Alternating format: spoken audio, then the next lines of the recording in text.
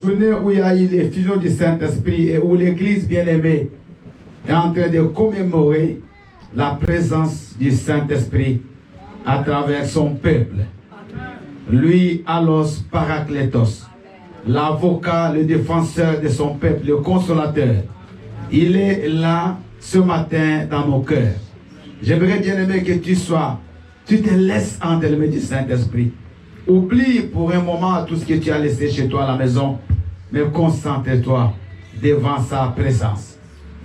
Oh, Rachemai. Gloire à toi, Jésus. Merci, Seigneur. Jesus. Gloire à Jésus. Alléluia. Bien-aimé, tu veux chanter. Alléluia, ensemble avec les bien-aimés. You are Yahweh, tu es Dieu. You are Yahweh. You are Yahweh. You are Yahweh. Alpha et Omega. Chantons. You are Yahweh. Alpha et Omega.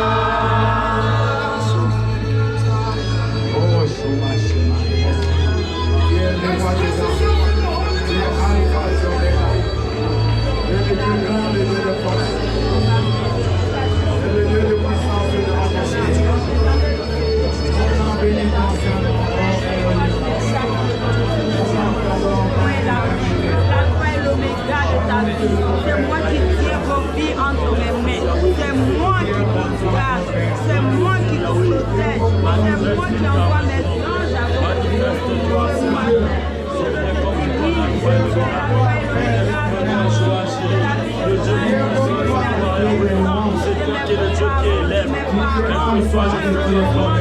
ma belle famille, oh ma famille en Côte d'Ivoire, entre tes mains. Que tu sois l'alpha et l'oméga de leur vie. Merci, Papa. Merci, mon Dieu. Le Dieu juste, le Dieu grand, le Dieu fort, le Dieu merveilleux.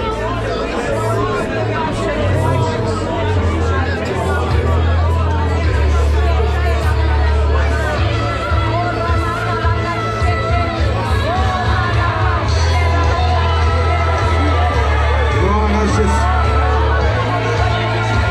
Merci, mon Dieu.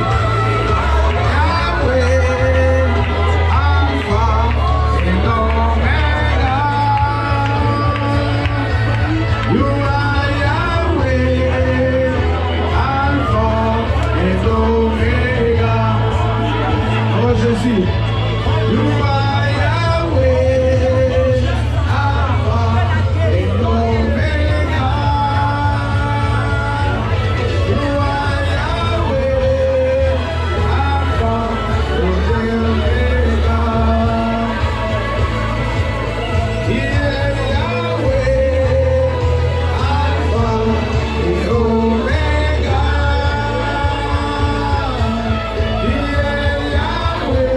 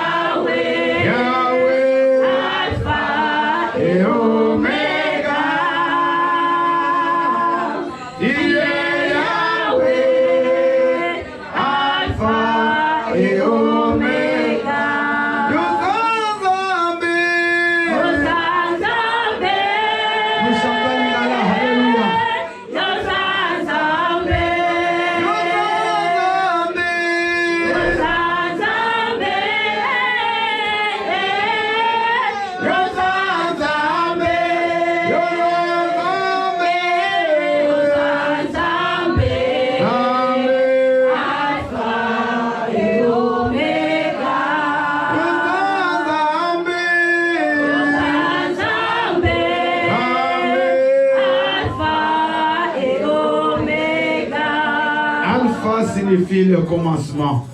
Oméga signifie la fin dans l'alphabet grec. Donc, il est le commencement de ta vie et il sera la fin de ta vie. J'aimerais dire à une personne ce matin que Dieu est là. Et bien aimé, la Bible nous dit, venez à moi vous tous qui êtes fatigués, qui avez des fardeaux, et je vous donnerai du repos. Ce matin, remets-toi entre les mains du Seigneur. Que lui prenne, bien aimé, tes soucis, qu'il prenne tes fardeaux, et toi, prends le repos que Dieu donne. Seigneur notre Père, notre Dieu, nous sommes ce matin devant ta présence, nous sommes venus pour écouter ta parole, pour te célébrer, t'adorer, te magnifier à travers ce culte, Seigneur Dieu, spécial de la Pentecôte. Béni soit ton nom éternel pour tout ce que tu vas faire. Manifeste-toi à travers le Saint-Esprit, esprit de feu, esprit de gloire. Allos Paracletos, toi notre avocat, toi notre défenseur, marche avec nous ce matin et parle-nous. Père, que je disparaisse, mais que toi seul Jésus, tu sois vu, que tu sois adoré, enseigné, que tu nous parles. C'est pour cela, éternel notre Dieu, je m'en veux maintenant par le pouvoir que tu m'as donné. Détruire tout ce qui n'est pas de toi en ces lieux. Chasser tout ce qui n'est pas de toi, tout ce que tu n'as pas. Éviter toute présence du monde des ténèbres. Je le chasse de ces lieux au nom puissant de Jésus-Christ. Éternel, je bénis ta présence en ces lieux. Que ton nom soit béni du début jusqu'à la fin. Nous avons ainsi prié dans le nom puissant et précieux de Jésus, qui est notre Seigneur et Sauveur. Tous nous disons Amen. Amen. Amen. Bien-aimés, je vous prie de vous asseoir. Je vous salue tous au nom puissant de Jésus-Christ. Vous êtes au Centre évangélique Réconciliation et Restauration. Ce matin, c'est une grande journée spéciale de la Pentecôte. C'est une journée bien aimée où l'Église tout entière, dans le monde entier, l'Église chrétienne, commémore la venue du Saint-Esprit ou l'effusion du Saint-Esprit parmi son peuple. Alléluia. Amen. Et je suis dans la joie de vous compter parmi nous ce matin. Alors le programme, c'est un vaste programme, donc vous allez être un peu patient parce que vous êtes devant la présence de Dieu. Donc après mon message, nous allons passer à la Sainte Seine. Après la Sainte Seine, nous continuons le programme jusqu'à la fin. Alléluia. Et à la fin, nous allons rester parce que nous allons manger ensemble. Donc c'est une journée spéciale, une journée de fête pour l'Église et une journée de fête pour nous également. Donc ne sois pas pressé, tu es venu devant ton Père. Dites Amen. Alléluia. Nous aurons le temps d'accueillir tous nos invités. Nous voulons d'abord passer à la parole du Seigneur. Ce matin, le titre de mon message, c'est l'impact du Saint-Esprit dans la vie du chrétien. L'impact, qu'est-ce que le Saint-Esprit peut faire dans la vie d'un enfant de Dieu? Alléluia. Nous allons prendre nos Bibles et le verset de base, c'est dans le livre de 1 Samuel, chapitre 10, du 1er au 6e verset. 1 Samuel 10, 1 à 6. Nous lirons également Galates chapitre 5, le verset 22. Actes chapitre 2, 1 à 4. Et nous lirons ensuite Jean chapitre 14, le verset 16. Papa Richie va nous préparer 1 Samuel 10, 1 à 6.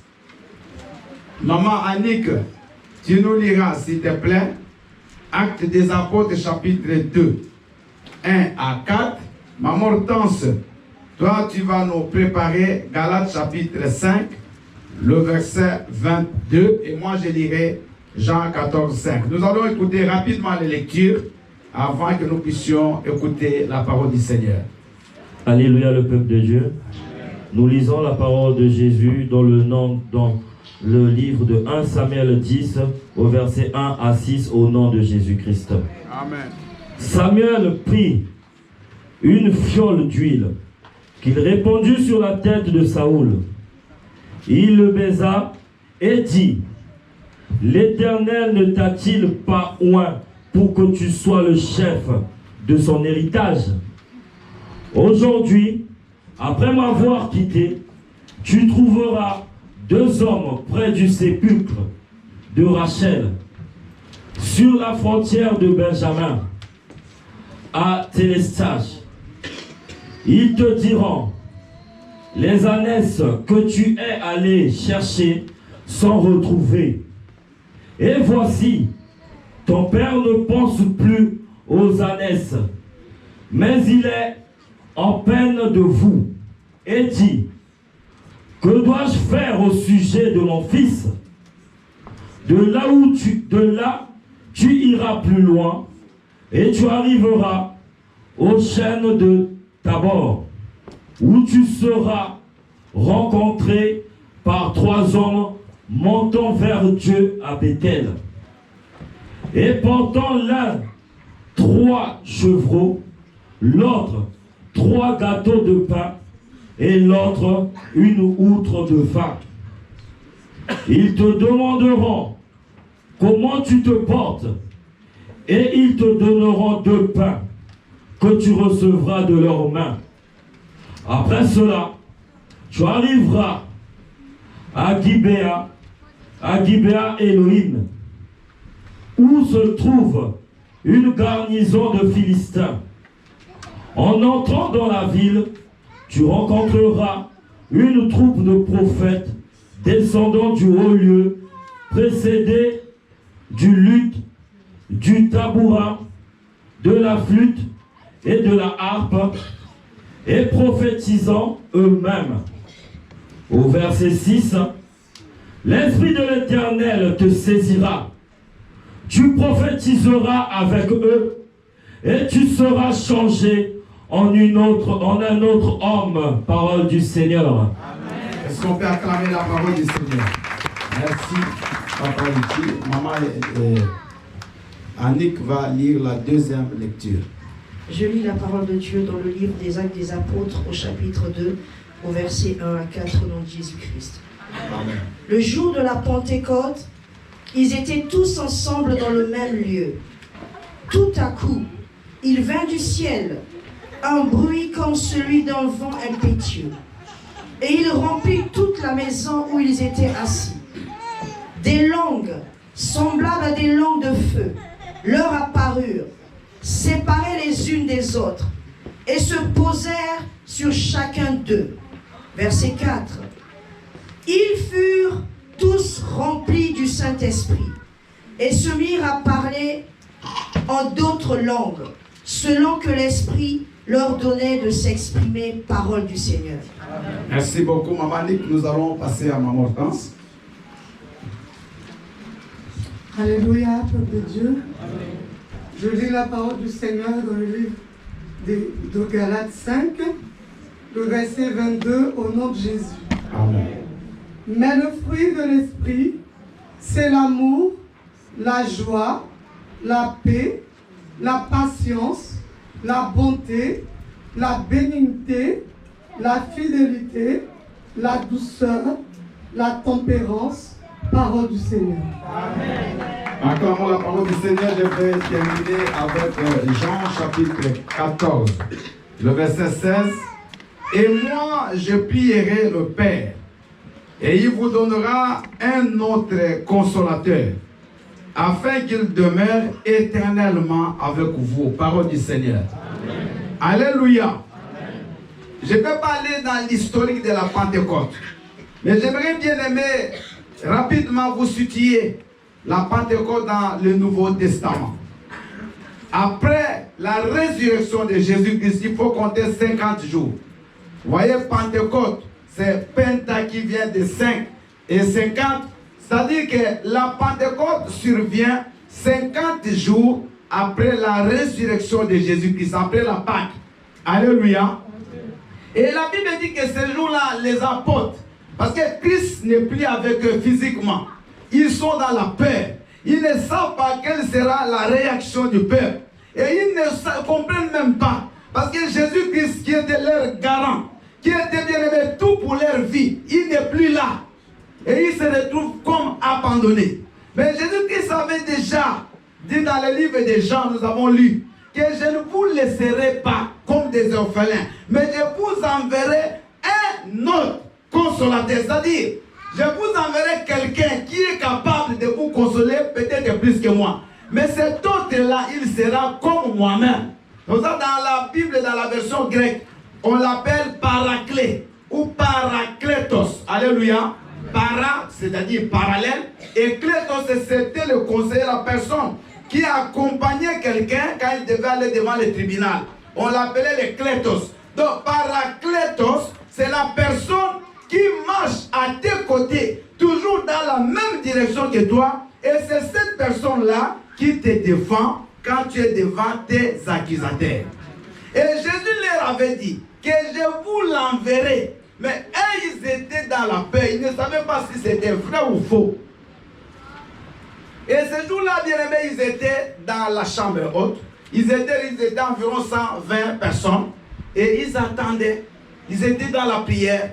La Bible dit le 50e jour. Du coup, il y a un vent qui a soufflé dans la salle où ils étaient. Et des langues, alléluia, semblables comme des langues de feu, se sont posées sur chacun de ses apôtres, sur chacun de ses disciples, de toutes les personnes qui étaient ensemble. Et à partir de ce moment, la Bible dit, ils ont commencé à parler de nouvelles langues. Ils ont commencé à prophétiser. Il y avait des gens qui n'étaient pas des Juifs, qui étaient venus de partout. Et ces gens-là qui étaient là avec d'autres personnes de la diaspora, qui avaient vu qu'ils sont revenus. Mais ils entendaient, même les Arabes, même les gens d'autres pays, entendaient ceux qui parlaient en juif, donc dans la langue araméenne ou hébreu. Ils comprenaient tout ce qu'ils disaient. Et ce jour-là, bien aimé, c'était l'effusion du Saint-Esprit. C'était la fête de la Pentecôte, qui existait déjà avant, qu'on appelait la fête de la moisson. Alléluia. Bien aimé, le Saint-Esprit est déjà là. On ne va pas faire, non, on va prier pour que le Saint-Esprit vienne. Il est déjà descendu. Il est déjà là, il vit parmi nous. Dites Amen. Mais moi, j'aimerais bien aimer vous expliquer ce matin l'impact. Qu'est-ce que le Saint-Esprit peut faire dans la vie du chrétien? Dites Amen. Nous avons lu l'histoire de Saoul. Saoul, bien aimé, c'était un benjamite. Il est de la famille de Benjamin. Et rien ne prédisposait ces garçons à devenir roi en Israël. Parce qu'Israël sort de beaucoup de siècles. Ils étaient dirigés par des juges. Et le peuple a réclamé un roi. Parce qu'ils en avaient marre d'être dirigés par des juges. Ils ont dit non, nous on a besoin d'un roi. Parce que toutes les autres nations, ils sont dirigés par des rois. Le prophète Samuel, le dernier juge de l'époque, il dit mais vous n'avez pas besoin d'un roi. Parce que Dieu lui-même, il est votre roi. Mais le peuple a tellement insisté. Et Dieu leur a envoyé un roi. Et ce roi s'appelle Saoul. Alléluia. Amen. Saoul, bien aimé, quand il rencontre, il est parti pour chercher excusez-moi la voix, j'ai parlé pendant 14 jours, j'ai dirigé la prière, donc c'est normal. Saoul, bien aimé, est parti chercher les ânesses de son père. Il n'est pas parti pour devenir roi. Il n'avait même pas, il ne pouvait même pas croire qu'un jour il pouvait devenir roi. Parce qu'en Israël, la royauté était seulement réservée à la tribu de Juda. Et Saoul, il est de Benjamin. Alléluia. Mais Saoul, bien aimé, c'est juste pour vous dire que ce que Dieu décide de faire pour toi, ce n'est pas ce qui est écrit dans la loi de ta famille. Ce n'est pas ce qui est écrit dans la loi de la France. Ce n'est pas ce qui est écrit par je ne sais pas qui. Quelqu'un peut te dire que tu ne réussiras pas. Mais si Dieu dit que tu réussiras, tu réussiras. Parce que la destinée de tous, c'est Dieu qui la connaît. Amen. Dieu connaît quand tu deviendras tel, quand tu mourras, quand tu te réveilleras, quand tu feras ceci. Amen. Dieu connaît toutes les choses. Amen. Et Dieu savait que Saoul deviendrait roi. Saoul va rencontrer, bien aimé, il va chercher les ânes de son père qui était perdu, il ne voit pas. Et il y a le serviteur de Saoul qui dit, mais il y a un prophète, Samuel, il est là, allons le consulter. Ils arrivent, ils consultent le prophète. Et dès qu'il arrive, Dieu dit à Samuel, c'est lui le roi. Il faut un de ces garçons comme roi d'Israël. Amen. Amen. Et après l'avoir oint comme roi d'Israël, Samuel va lui expliquer tout ce qui arrivera. Bien aimé, Dieu connaît tout dans ta vie. Amen. Mais regardez la précision avec laquelle Samuel explique à Saoul, tu vas rencontrer telle personne, tu iras à tel endroit, tu verras ceci, tu verras cela. Il lui explique sa vie en détail. Moi, Pasteur Bill, je ne connais pas ta vie en détail. Mais Dieu connaît ta vie en détail. Amen. Même ton propre père, ta propre mère ne te connaît pas en détail, mais Dieu connaît ta vie. Amen. Ma soeur, mon frère, sache que Dieu te connaît. Alléluia. Même quand tu passes des moments difficiles, même quand tu trouves que rien ne marche, mais sache que Dieu te connaît. Nous l'appelons Emmanuel, Dieu parmi son peuple. Il est toujours là, même quand tu ne sens pas sa présence, mais Dieu est là. Amen. Vous êtes avec moi ce matin? Amen. Et Dieu était avec Saoul. Mais là, le verset qui nous concerne ce matin, c'est le verset 6. Samuel va dire à Saoul que quand l'Esprit de l'Éternel descendra sur toi, alléluia. Amen. Quand l'Esprit de Dieu descendra sur toi, c'est-à-dire que Saoul était loin, mais l'Esprit de Dieu n'était pas encore descendu sur lui.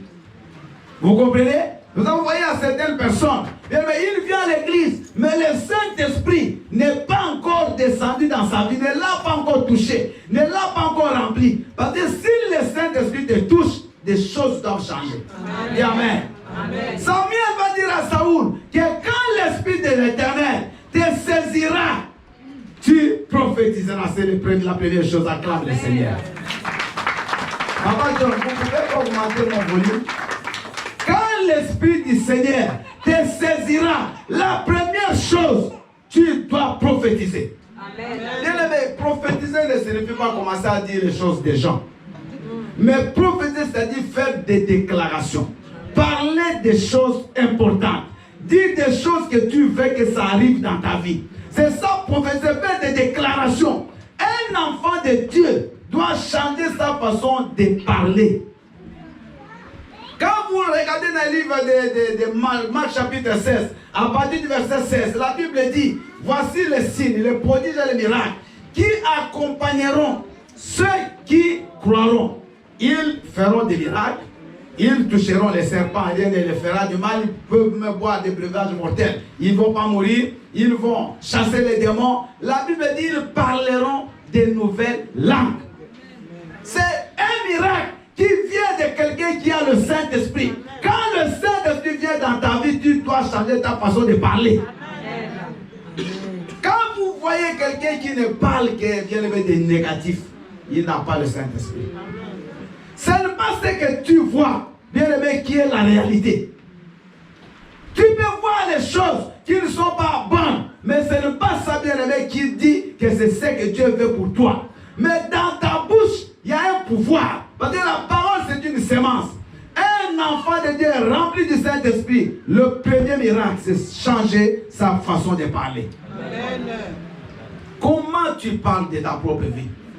Comment tu parles de ta famille? Comment tu parles de tes enfants? Quand tu dis toujours à tes enfants, vous ne réussirez pas, ne crois pas qu'ils vont réussir. Parce que ce que tu sors, c'est ce qui se fera. Un enfant de Dieu rempli du Saint-Esprit, il parle toujours bien. Il parle aussi toujours du bien de soi-même. Il parle du bien des autres. Un enfant de Dieu bien-aimé, vous allez sentir dans sa manière de parler s'il est rempli du Saint-Esprit ou pas. Quelqu'un qui n'a pas le Saint-Esprit, il parle comme tout le monde. Il parle comme tout homme. Il parle comme un homme naturel. Mais celui qui est rempli du Saint-Esprit devient un homme spirituel. Il parle le langage de l'esprit. Il parle le langage des possibilités. Il parle le langage du progrès. Il parle le langage de la guérison. Il parle toujours des bonnes choses. Amen. Alléluia. Bien aimé, moi, je peux avoir des problèmes que vous ne saurez pas. Je suis toujours comme vous me voyez, toujours calme, toujours souriant. C'est ça. Parce que je n'ai pas envie de parler de mauvaises choses. Même si je pense que ça va changer. Mais si je parle de bonnes choses, ça va changer ma vie. Regardez, la parole que nous sortons, c'est une sémence. Une sémence, quand elle tombe sur le sol, ce n'est pas à vous d'aller la faire germer. Dieu a donné dans toute sémence le pouvoir de la reproduction. Vous me suivez? Je donne un petit coup d'agriculture. Donc, dans toute sémence, même dans vos jardins, quand vous jetez une sémence, à un moment donné, vous allez voir la sémence qui va germer. Et la Bible dit que nous avons dans notre parole une sémence. Quand tu dis que je serai un échec, C'est une parole. Mais cette parole, c'est quoi? C'est une semence. Elle va tomber dans ta vie. N'oubliez pas que l'homme a été tiré de la terre. C'est pour ça que quand l'homme meurt, il rentre dans la terre. Donc nous sommes la terre. Maintenant, la parole là que tu as sorti des chèques, elle tombe sur toi qui est la terre. Demain, elle va produire quoi? Là, le succès. Si tu sèmes les arachides, tu récoltes quoi? Tu sèmes la mangue, tu récoltes la mangue. Tu sèmes l'orange, tu récoltes l'orange. Donc il ne faut jamais s'attendre à un miracle. Alléluia. Jamais. Donc tout ce que nous disons s'accomplira tôt ou tard. Même pas dans l'immédiat. Parce qu'aucune semence ne peut germer le même jour. Ça prend toujours du temps. Mais cette parole que tu as sortie, elle est dans ta vie. Elle attend un jour. Quand les conditions seront réunies, elle va germer. Elle va produire des fruits dans ta vie. Faites attention. Aujourd'hui, tu n'as pas d'enfants, j'aurai des enfants. Parce que Dieu n'a pas créé des stériles. Mais il ne faut pas vivre selon le monde, selon la médecine, selon les lois, selon la radio, selon les infos. Il faut vivre selon ce que Dieu nous dit. Nous sommes des chrétiens. Nous croyons à ce que Dieu dit. Et ce que Dieu dit est vrai. Celui qui ne croit pas, c'est son problème. Mais moi, comme je crois, je sais que si je dis de bonnes choses, ces choses vont se réaliser. Si je parle d'idées pour mes enfants verront ce que je dis pour eux. Et si tu parles aussi mal de tes enfants, tu le vivras. Moi, je n'ai pas de chance. J'ai des enfants inutiles.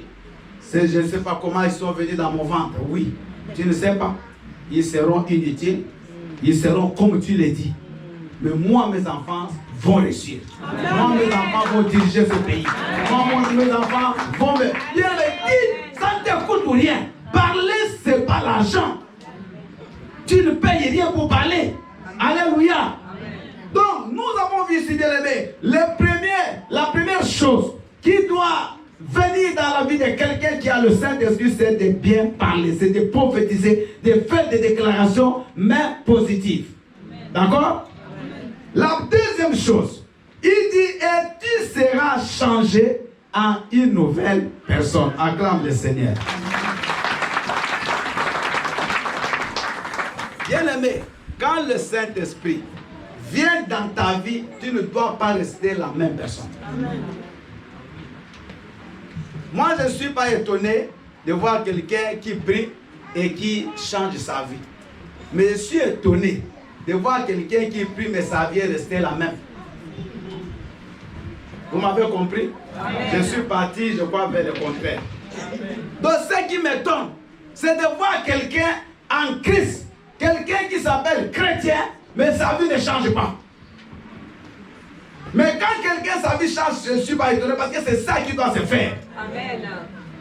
La Bible dit, c'est Samuel qui dit à Saoul, que quand l'Esprit de l'Éternel descendra sur toi, tu seras changé en une nouvelle personne. Dis, il faut que je devienne une nouvelle personne. Alléluia. Amen. Et c'est là, Maman Tass nous a dit dans Galates 5, verset 22. Bien aimé, voyez Galates 5, 22, on parle des fruits de l'Esprit. Et les fruits de l'Esprit, c'est ça, les caractères d'une personne. Aujourd'hui, beaucoup de gens sont dans les dons. Moi, j'aime les dons spirituels. Moi, j'aimerais parler, j'aimerais prophétiser, j'aimerais avoir les dons de miracles, dons de guérison, des dons de discernement des esprits, dons de ceci, cela. Ce n'est pas mauvais. Mais ce qui est plus important, c'est le fruit de l'Esprit.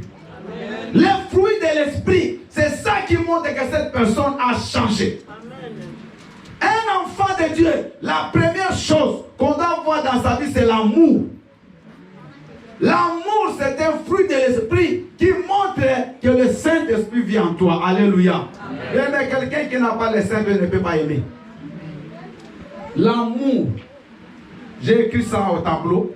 Donc, la première chose, le premier fruit, c'est l'amour, parce que j'ai un verset B. C'est l'amour. Il faut que l'amour, bien aimé, règne dans le cœur des fidèles, dans le cœur des chrétiens. Les chrétiens doivent s'aimer. Parce que Jésus-Christ nous a montré l'amour. Et à cause de son amour, il est mort pour toi. Il est mort pour moi. Alléluia. Amen. Comment tu peux dire que tu aimes Dieu, que tu ne vois pas, mais tu haïs ton frère que tu vois? Comment vous pouvez dire vous êtes mariés, vous êtes de couple, mais vous ne vous aimez pas. C'est paradoxal. Ça n'a pas de sens. Comment vous pouvez prier dans une même église, mais vous ne vous aimez pas? Bien aimé, vous savez, si tout le monde s'aimait, ce monde serait transformé.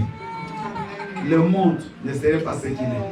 Il n'y aurait ni assassinat, ni meurtre, ni escroquerie, ni rien de mal. Parce que la Bible dit, nous devons aimer Dieu comme nous-mêmes, aimer Dieu d'abord de toute notre force, de toute notre pensée, de toute notre âme. Et deuxième commandement qui est semblable au premier, c'est aimer ton prochain comme toi-même. Si toi tu ne peux pas accepter qu'on te fasse du mal, pourquoi toi tu fais du mal à l'autre?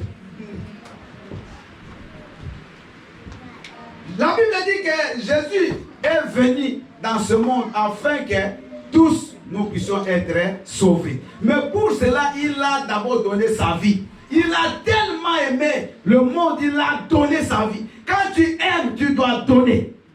Quand tu aimes, tu dois chercher le bonheur de l'autre. Quand tu aimes, tu dois chercher l'avancement de l'autre. L'aimer ne signifie pas bien aimer tout pour toi. L'égoïsme, ce n'est pas l'amour. Nous sommes dans un monde égoïste. Bien aimé, ce monde actuel, c'est le monde des égoïstes. Et la Bible le dit dans le livre de Timothée, que dans les derniers temps, les gens seront égoïstes, cruels. Donc, nous avons bien aimé la conviction que quand l'amour est dans la vie d'une personne, cette personne a le Saint-Esprit. Alors, tu vas commencer bien aimé à travers les choses que je vais citer rapidement, voir si vraiment le Saint-Esprit est en toi. Parce que s'il est là, la première chose qu'on doit trouver chez toi, c'est l'amour. La deuxième chose, c'est la joie.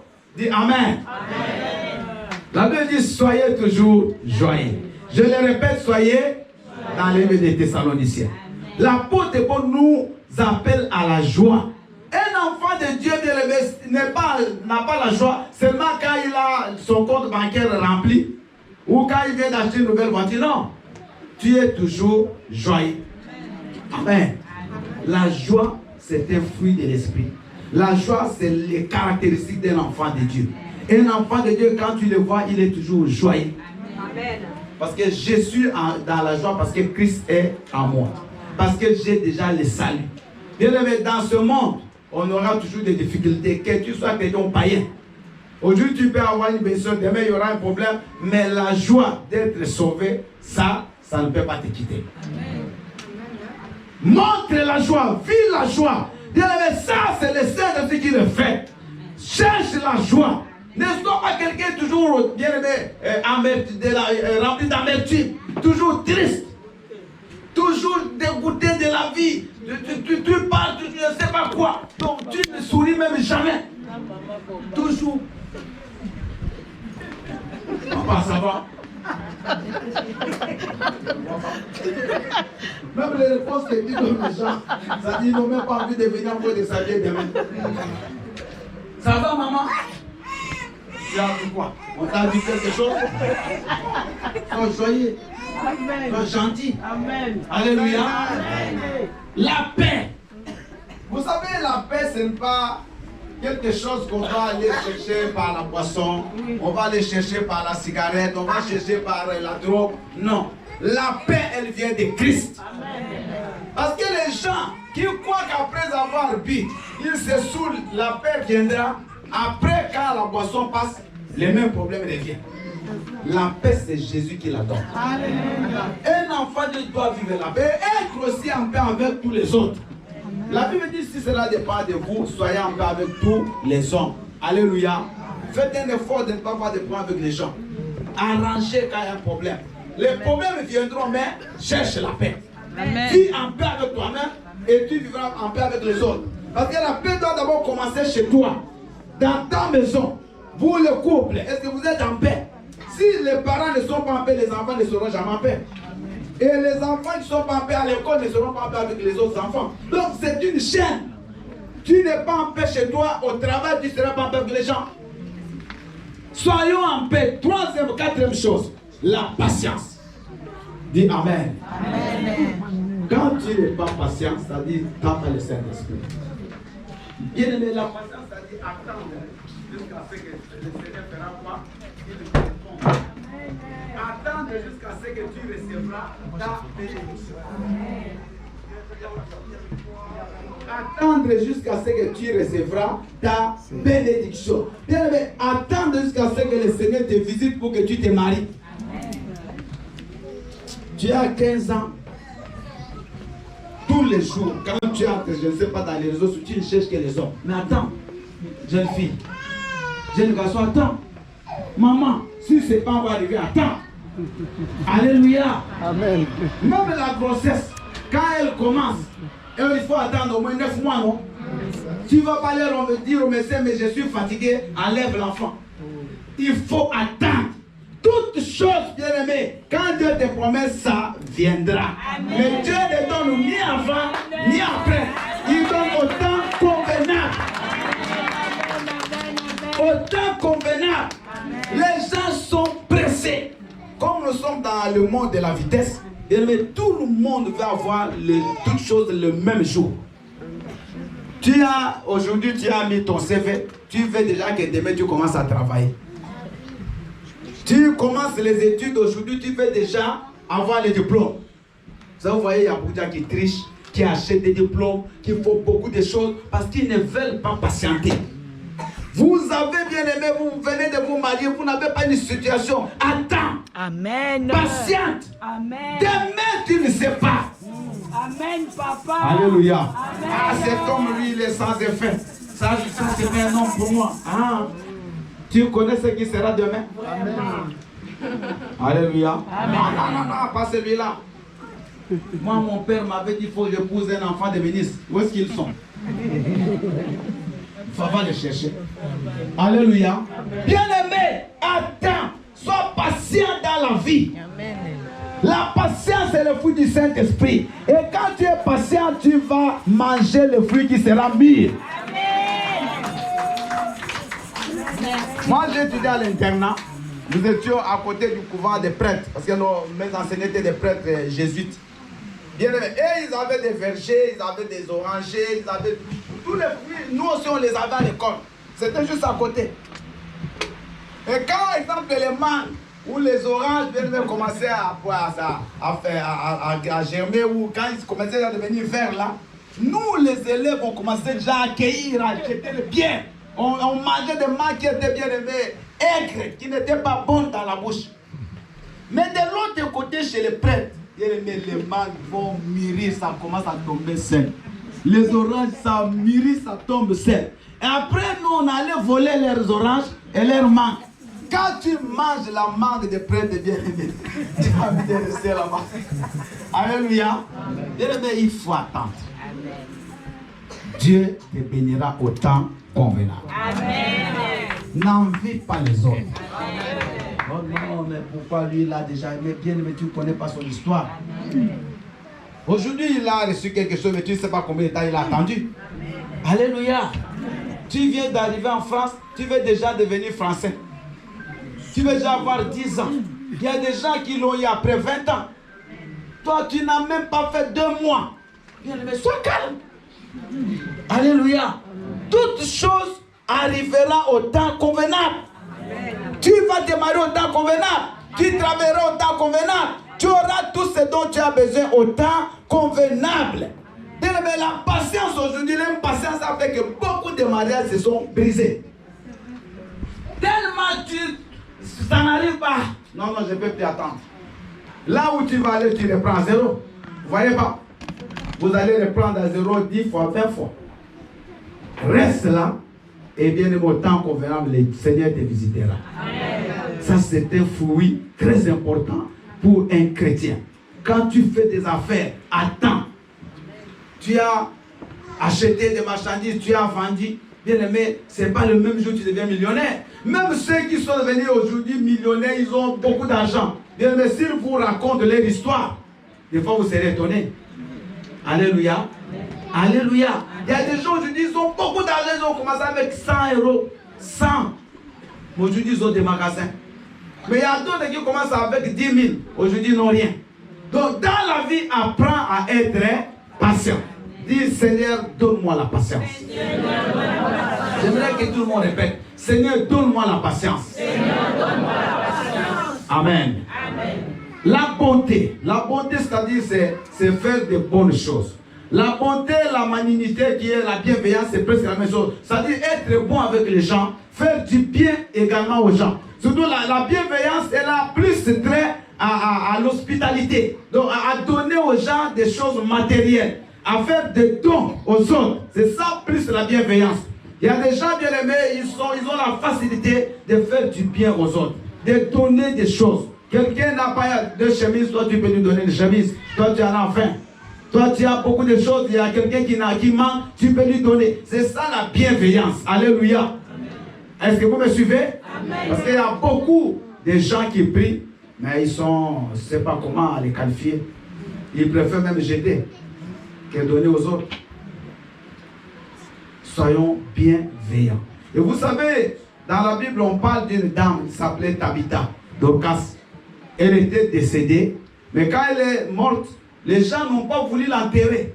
Elle habitait dans la ville de Jaffo, de Jopé. Ils sont partis appeler l'apôtre Pierre. Et quand l'apôtre Pierre arrive, la Bible dit, les femmes que Tabitha avait aidées, parce qu'elle cousait les habits, et elle cousait des habits, elle donnait aux veuves, elle donnait aux pauvres. Ces femmes-là pleuraient devant l'apôtre Pierre avec les habits, avec les souvenirs de Tabitha. Cela a touché l'apôtre Paul. Il a prié pour Tabitha, elle est ressuscitée. Acclame le Seigneur. La bienveillance a amené la résurrection à une personne qui était décédée, qui ne pouvait même pas prier.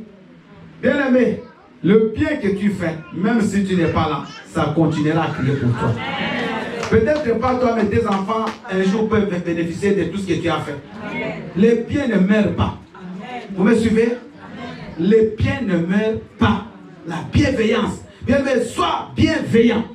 La fidélité, soyons fidèles. C'est pas quelqu'un, il dit A, et après il change B, je viendrai. Tu ne viens pas, je serai là, tu n'as jamais été là. On dit 10 heures, tu arrives toujours à 20 heures. Infidèle. L'infidélité, ce n'est pas seulement aller aimer les maris des autres. Mais l'infidélité, c'est même dans des petits détails. Alléluia. Tu dis des choses que tu ne fais pas. Tu promets, mais tu ne réalises jamais. Combien de fois tu as dit à tes enfants, je vous ferai ceci, tu n'as jamais fait. Combien de fois tu m'as dit même à moi, ton pasteur, vous allez voir, jamais, je n'ai jamais vu. Alléluia. Alléluia. Non, c'est pas bon. Il faut être fidèle. Bien aimé, quand tu dis une chose, il faut la réaliser. Quand tu promets, il faut accomplir. Et si tu te sens dans l'incapacité de le faire, explique-toi. C'est pas une obligation que tout le monde peut avoir de contretemps. Mais parle. Parle, dis que non, j'ai essayé, mais je n'ai pas pu. Tu as promis à tes enfants de leur acheter, de leur faire des cadeaux. Mais tu ne peux pas dire aux enfants que non, mes enfants, excusez-moi, je n'ai pas eu peut-être le temps de passer au magasin. Ça ne te coûte rien. Alléluia. Mais tu laisses les enfants comme ça. Les enfants se posent des questions. À la fin, ils ne croient même plus à leur maman. Ils ne croient plus en toi. Soyons fidèles. La douceur. Acclame le Seigneur. Soyons doux. C'est-à-dire la douceur, c'est-à-dire c'est pas être violent. Tu es agressif. Tu es brutal. Dès le même enfant de Dieu qui a le Saint-Esprit, il devient comme un agneau. Comme un mouton. Il est calme. Il parle. Quand tu parles de bonnes choses. Quand tu parles, tu n'agresses pas les gens avec ton langage. Même quelqu'un vient avec des soucis, mais quand tu lui parles avec douceur, la personne se calme. Tu donnes des conseils à tes enfants, ce n'est pas utile de commencer à les taper. Toi, tu n'entends pas, tu dis l'oreille. Non, parle doucement. Il va écouter. Alléluia. Beaucoup de gens sont agressifs. Les hommes dans les couples, les autres, tout le monde est agressif. Bien aimé, ce n'est pas avec des coups de poing qu'on règle les problèmes. Mais les problèmes se règlent avec la langue, avec la bouche. Parle doucement, sois doux toi-même, de caractère, doux dans tout ce que tu fais. Et bien aimé, les autres seront bénis par toi. La Bible dit, heureux ceux qui sont doux, quand ils hériteront. Donc, il allait pour un entretien d'embauche. Bien habillé, et il attendait le matin. C'était le matin, il attendait le taxi. Comme chez nous, souvent quand il pleut, il y a beaucoup de flaques d'eau. Il y a une dame qui venait en vitesse. Elle est passée à l'eau qui a éclaboussé. Le monsieur, bien aimé, les habits étaient salis. La dame, elle s'arrête, elle recule, elle s'excuse. Le monsieur gifle. Il dit, mais tu ne vois pas comment tu peux rouler comme une folle. Regarde. Il dit, excuse-moi, une autre gifle. Et la dame, elle est partie. Le monsieur, quelques temps après, il est parti quand même à son rendez-vous. Il arrive au rendez-vous, il s'annonce à l'accueil. On dit, bon, attends, on va appeler la chef des ressources humaines. On va lui prévenir. Et après, on dit, bon, on t'attend. Quand le monsieur entre face à face avec la dame qu'il venait de gifler. Et vous avez compris? La dame qui l'a giflé, c'était la chef des ressources humaines. C'est elle qui devait l'embaucher, signer son contrat d'embauche. Il n'a même lui-même déjà compris que c'est fini. Quand il a vu la dame, elle a dit, ah, c'est toi. Elle aussi, elle a reconnu. C'est toi qui viens de me gifler, je t'ai demandé pardon. Je n'avais pas fait exprès. Donc déjà avec un caractère comme ça, si on t'embauche, tu vas commencer à taper les gens. Et il a raté son travail comme ça, manque de maîtrise de soi. Beaucoup de gens ont raté les besoins parce qu'ils ne sont pas de la maîtrise, ils n'ont pas la tempérance. Toujours ils sont brutaux, ils veulent agir, ils veulent parler, ils veulent insulter. Maman, calme-toi. Papa, sois tempérant. Tu ne vas rien régler par la force. Amen. Ça, c'est les 9 fruits de l'esprit. Et ça, c'est ça qui fait le caractère de quelqu'un. Quelqu'un ne sait pas la Bible qui fait ton caractère. Ce n'est pas le fait de venir prier du matin au soir, non. Mais ton caractère, c'est ça qui sera vu par les autres. On ne cache pas son caractère. Tu peux le cacher, maman, mais ça va toujours ressortir. Et quand ton caractère est conforme à ces 9 fruits, tu es rempli du Saint-Esprit. Acclame le Seigneur. Et troisième point, Jésus qui dit, quand on traduit, donc les kletos, c'est quelqu'un qui est censé connaître la loi. Et il connaît bien la loi que l'avocat de l'autre côté aussi connaît. Maintenant, quand tu veux aller devant le tribunal, lui doit t'accompagner. Et quand tu arrives devant le juge, ce n'est pas toi à parler, mais c'est le kletos qui va parler. Amen. Donc, le Saint-Esprit, c'est notre kletos. C'est lui notre défenseur. Quand tu es bien aimé acculé, quand il y a des langues mensongères, quand il y a des gens qui parlent sur toi, qui trompent sur toi, ce n'est pas à toi de te défendre.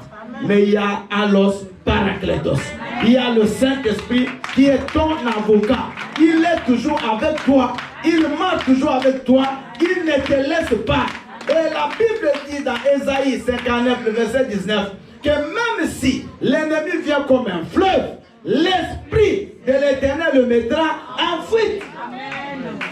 L'Esprit de l'Éternel, il veille sur toi. Amen. Jésus a dit, que, quand il dit à ses apôtres, que quand vous serez devant le tribunal, ne vous posez pas des questions de ce que vous direz. Car moi-même, je mettrai des paroles dans votre bouche. Amen. Le Saint-Esprit sera avec toi et lui parlera.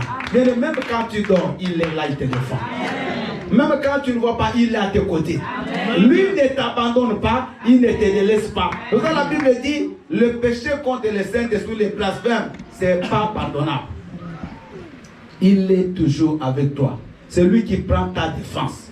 Donc tu n'es pas orphelin. Dis, je ne suis plus orphelin. Mais j'ai le Saint-Esprit. Alors les jours de la Pentecôte, nous nous souvenons que le Saint-Esprit est toujours avec nous. On ne vient pas demander qu'il vienne, mais on se souvient qu'il est toujours là. C'est ça les fêtes, c'est comme les fêtes d'anniversaire. On se souvient que je suis né tel jour. Alléluia. Amen. Nous allons nous tenir debout, acclamons le Seigneur.